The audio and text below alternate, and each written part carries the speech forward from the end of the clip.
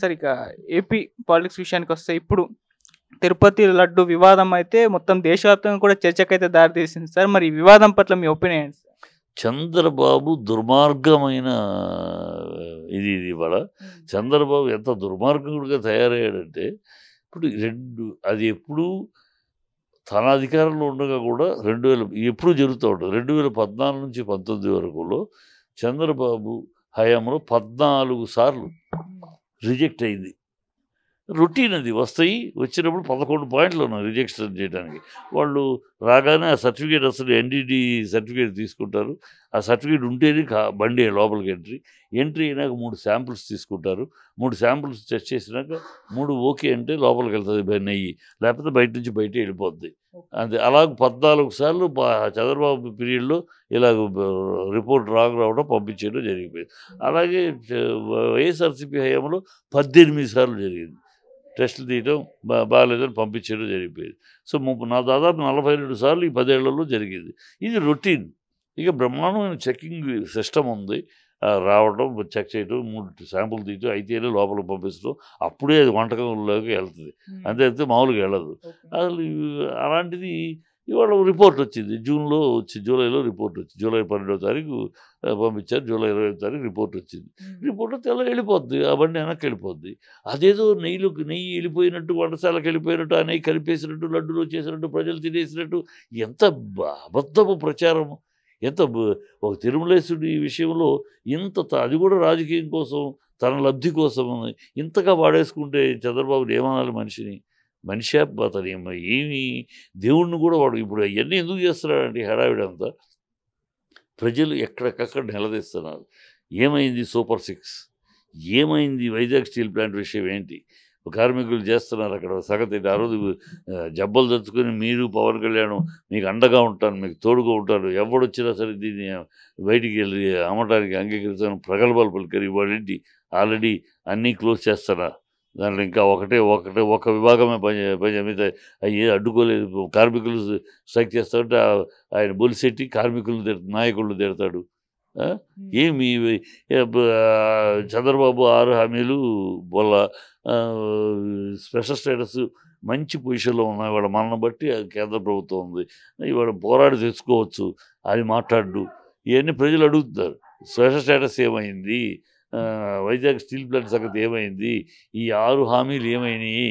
ఇవన్నీ చెప్పి అడుగుతారు, నిలదీస్తున్నారు.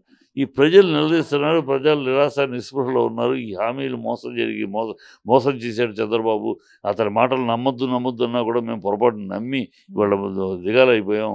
మనిషికి 15,000 15,000 ఎంతమంది పిల్లలు ఉంటే అంతమంది 30, 40, 60 అని ఈయన ఎమ్మెల్యేలు మాట్లాడారు. అవన్నీ ప్రజలు అడుగుతారు. మీరే కదా చెప్పారు, మేము చెప్పమన్నా మీరే కదా చెప్పారు అని అడుగుతున్నారు. ఈ నుంచి డైవర్ట్ చేయటం కోసం వీళ్ళ ప్రజలు ఈ విషయాన్ని ఇలాంటి తిరుపతి తీసుకొస్తే ఇలాంటిది అందరూ చర్చిస్తారు, ఆ విషయం మర్చిపోతారు. ప్రజలేం మర్చిపోరు. ఈ డ్రామాలు ఏమి సాగవు. ఇప్పుడు సిట్ అంటాడు ఎందుకు?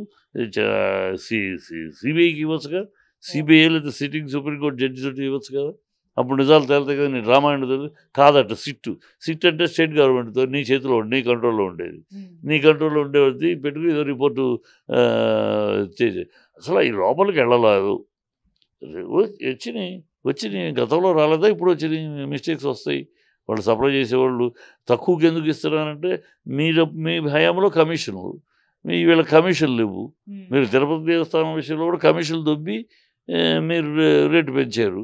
ఇప్పుడు కమిషన్లు అనేది no commission, straight administration to straight dealer తప్పితే మధ్యలో మీడియేటర్స్ లేదు. ఎందుకు మరి ఆ రోజు కమిటీలో దీన్ని యాక్సెప్ట్ చేసినప్పుడు కమిటీలో అందరూ మేజర్గా బీజేపీ వాళ్ళే ఉన్నారు. వాళ్ళ కమిటీకి తెలుసు అన్నీ, ఎవరు నేను చేస్తారో ఏం తెలుసు. మరి అప్పుడు కమిటీ వాళ్ళు ఎందుకు ఒప్పుకున్నారు ఈ కంపెనీని కదా?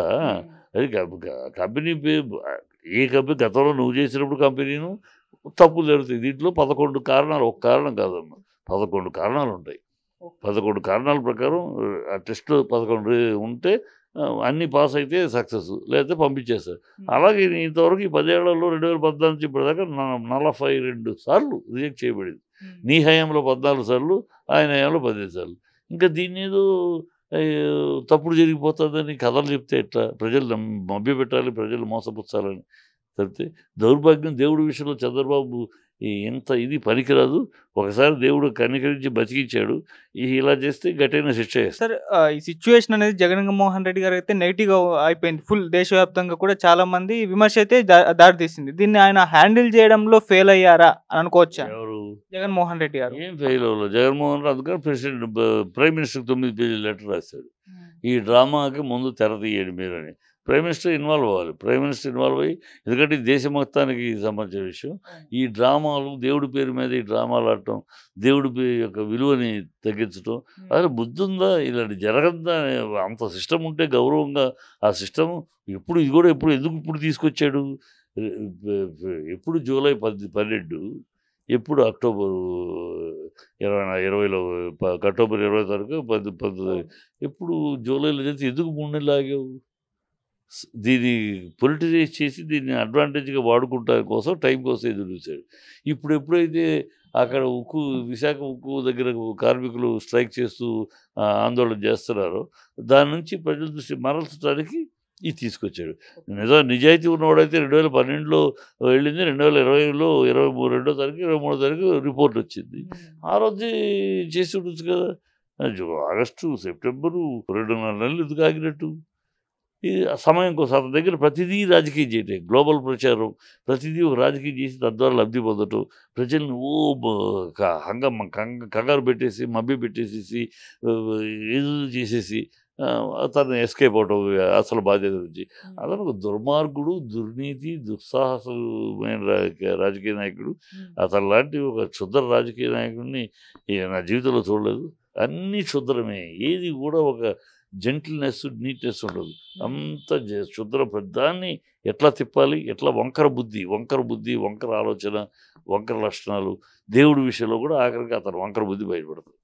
పవన్ కళ్యాణ్ గారు కూడా సార్ నిన్న ఇదే ఇష్యూ పైన మాట్లాడుతూ ఆయన దీక్ష కూడా తీసుకున్నారు, ప్రాయశ్చిత్త దీక్ష తీసుకున్నారు. ఆయన పవన్ కళ్యాణ్ గారు ఏమాత్రం చిత్తశుద్ధి ఉంటే, ఏమాత్రం రీతిగా నేను రాజకీయాలు చేయడానికి వచ్చాను, నిజాయితీగా రాజకీయాలు చేయడానికి వచ్చిన మాట, అది గుండెల్లోంచి మనసులో నిజంగా వచ్చిన మాట అయితే ముందు అతను చేయాల్సిన దీక్ష ఏదంటే, క్షమాపణ ఏదంటే, 32,000 మంది అమ్మాయిలు తప్పిపోయారు నాకు ఒక ఆఫీసర్ చెప్పాడు అని పచ్చి అబద్ధమాడి ఇక్కడ ఆందోళన కలిగించి ప్రజల్ని మభ్యపెట్టి ఓట్ల కోసం దౌర్భాగ్యమైన అబద్ధమాడి, ఇది అబద్ధమని పార్లమెంట్లో తేలిపోయేది, అబద్ధమాడి ఆంధ్ర రాష్ట్ర పరువు తీసి, ఆ టైంలో ఆంధ్ర రాష్ట్రానికి ఆడపిల్లని ఇవ్వడానికి కూడా ఇతర రాష్ట్రాల్లో తెలుగు వాళ్ళు భయపడిపోయారు. అంత ఆంధ్ర రాష్ట్ర పరువుని తీసి అంత పచ్చి అబద్ధాన్ని నిస్సిగ్గుగా మాట్లాడి ప్రజలను మభ్యపెట్టినందుకు ముందు ఆయన దానికి క్షమాపణ చెప్పాలి.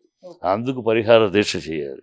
అది చేస్తే ఇవన్నీ డ్రామాలు, థియేట్రిక్స్ పక్కన పెట్టి ఇవన్నీ డ్రామాలు ఏదో ఆయనే అన్నాడు, మా నాన్న హారతి కప్పు దేవుడికి ఇచ్చి హారతితో సిగరెట్ వెలిగించుకున్నాడని. మొన్న ఇంకో దాంట్లో ఎక్కడో గతంలో పంది మాంసం తినటం తప్పులేదు వివేకానందుడు అన్నాడు. ఈయనకి ఎప్పుడు అన్నాడు వివేకానందుడు పంది మాంసం తినొచ్చు అని ఎప్పుడు అన్నాడు తెలియదు. ఈయన అన్నీ ఇలాంటి కళ్ళబుల్లి మాట, సొల్లు కవులు మాట్లాడి ప్రజల్ని మభ్యపెట్టి ఇవాళ ప్రజల్ని తీసి అందుకు క్షమాపణ చెప్పాలి. ప్రజలకి నేను తప్పు అబద్ధం చెప్పాను, నేను రీతిగా నిజాయితీగా రాజకీయం చేస్తానికి వచ్చి ఇలాంటి పచ్చాబద్ధాలు ఆడాను, నన్ను క్షమించండి తను చెప్పుతో తను కొట్టుకుని పరిహార దీక్ష అప్పుడు చేస్తే అది విలువ. ఈ పరిహార దీక్ష ఈ డ్రామాలు ఎందుకు? సార్ ఇటు అదే వివాదం పైన మన ప్రెసిడెంట్స్గా పోటీ చేసిన మంచు విష్ణు గారికి అండ్ ప్రకాష్ రాజ్ గారికి మధ్య కూడా ట్విట్టర్లో ఒక వార్ జరిగింది సార్. ఇప్పుడు దానిపైన కూడా మీరు ఎవరు స్టాండ్స్? ప్రకాష్ రాజు గారు దీన్ని తీసుకెళ్ళి ఇది హిందూ మతంలో మనకున్న హిందువుల మధ్య ఉన్న గొడవ అమ్మ, ఆ దేవుడు అది ఏదో ఇక్కడ తేల్చుకుంటారు. దీన్ని మత సామరస్యం అంటే మతాలు రెచ్చగొట్టమంటే బుద్ధి లేదు కదా వాడికి అసలు వాడు ఒక సన్నాసి, వాడి దేవుడు లేడు అంటాడు. ఈ ఎక్కడికక్కడ ఇది అంటాడు, వాడికి హాఫ్ నాలెడ్జ్ ఫెలో వాడు. పవన్ కళ్యాణ్ ఎలా అయితే వివేకానందుడు 10 మాంసం చెప్పాలని చెప్పి ఒక అర్ధరహితమైన వీడు అంతకు మించిన హాఫ్ నాలెడ్జ్ ఫెలో. ఏదో అందరూ దేవుడు అంటున్నారు, మనం కాదనాలి. అందరూ అమ్మ అంటే మన అమ్మ అనకూడదు. వీడు ఊరంతా ఒక దారి, ఉలిపి కట్టి ఒక దారి అని అలా ఏదో అందరికీ విత్తనంగా మనం మాట్లాడితే పెద్ద మేధావి అనుకుంటారని ఒక పిచ్చి. దీనికి మత సామరస్యానికి సంబంధం ఏంటి? ఇది అతను అన్నమాట అన్నాడు, దాని గురించి మాట్లాడాలి. ఇది దానికి మత సామరస్యం అంటాడేంటి? పిచ్చవాడు, వాడికి ఏం మాట్లాడతాడు? అందుకనే ఆయన కొంచెం పద్ధతిలో ఉండి ఆలోచించి మాట్లాడేది, బుర్ర తక్కువ మాటలు మాట్లాడతా అన్నాడు. సార్, ఎంట్రీకి లడ్డు వ్యవహారంలో ఏం జరిగే అవకాశం ఉందంటే ఆరోపణలు ప్రత్యారోపణల ద్వారా ఇది ముగిసిపోతుంది, కానీ దీంట్లో ఒక ఫలితం అంటూ తేలదని కొంతమంది అభిప్రాయం. లేదు, చంద్రబాబు నాయుడు గారు ప్రూవ్ చేస్తారు అని. చంద్రబాబు తేల్చడు, అందుకనే సిట్ వేసాడు. సిబిఐ అయితే తేలిపోతుంది పట్టపట్టని. సిట్ వేసింది అందుకే. సిబిఐ ప్రైమ్ మినిస్టర్ గారికి లెటర్ వెళ్ళింది, ఆయన ఎప్పుడైనా సిబిఐ గబుక్కుని ఆర్డర్ వేస్తాడేమో అని తొందరపడిపోయి సిట్ అనేసాడు. సో ఎందుకంటే ఆయన వస్తే మళ్ళీ సిబిఐ వస్తే దొరికిపోతాడు, తన డొల్లతనము, తన దొంగ మ్యాటరు అది ఇలా ఇవన్నీ బయటపడిపోతాయి, అది ఏం జరిగింది వచ్చేస్తుంది. సో అక్కడ నెయ్యి అనేది లడ్డూల్లో కలవలేదు. ఇలాంటి నెయ్యి వస్తే ఇమీడియట్గా రిజెక్ట్ అయ్యి వెళ్ళిపోతుంది, అది తీసుకోరు. అది నీ హయాంలో కూడా జరిగింది, వీళ్ళ హయాంలో జరిగింది. ఈ వాస్తవాలు తెలిసి అదేదో నెయ్యి కలిసిపోయినట్టు, దాంతో లడ్డూలు తయారు చేసినట్టు, అందరూ తినేసినట్టు, ఏం పిచ్చి మాట. నన్ను బండి సంజయ్ లడ్డు తీసి చూపించాడు కదా, ఏమీ అదే తేడా లేదు, అదే టేస్ట్ అంతా బాగానే ఉంది. మరి నాకేమన్నా అయితే అప్పుడు చూద్దాం అన్నాను. మరి నువ్వు లడ్డూలు తిన్నాక మొన్న కూడా వెళ్ళి పదవి ఎక్కినాక కూడా వెళ్ళి తీసుకుని లడ్డు తిన్నాక అప్పుడేమైనా నీకేమైనా విరోచనాలు అయినాయా, లేదా కడుపులు ఏమైనా వచ్చింది? ఉన్నాయి సొల్లు మాటలను, గాలి మాటలు. ప్రతి దాన్ని రాజకీయంగా వాడుకోవాలి, ప్రతి దాన్ని ఈ జగన్ మీద దుమ్మేయాలి, ప్రతి దానికి జగన్ జగన్ జగన్ జగన్ జగన్ జగన్ జపం. ఇప్పుడు దుమ్ము వచ్చినా దగ్గొచ్చినా జగన్ వల్లే దుమ్ము, విరోచనాలు అయినా జగన్ వల్లే విరోచనాలు. జగన్ జగన్ జగన్ పడి వస్తానాడు. ఇప్పటికీ అయిపోయింది. ప్రజలు ఎన్నికల్లో నేను గెలిపించారు, నీ పరిపాలన చూడు, ప్రజలకు ఇచ్చిన హామీల సగం చూడు, అది చూడు. అది వదిలేసి వరదల్లో ఇప్పటికీ అయిపోయినా వాళ్ళ పైన ఉన్న వాళ్ళకి ఇవ్వట్లేదు. అందరూ వీడియోలు చూస్తున్నాం కదా, కింద ఉన్న వాళ్ళకి ఇచ్చేస్తే ఇచ్చారు.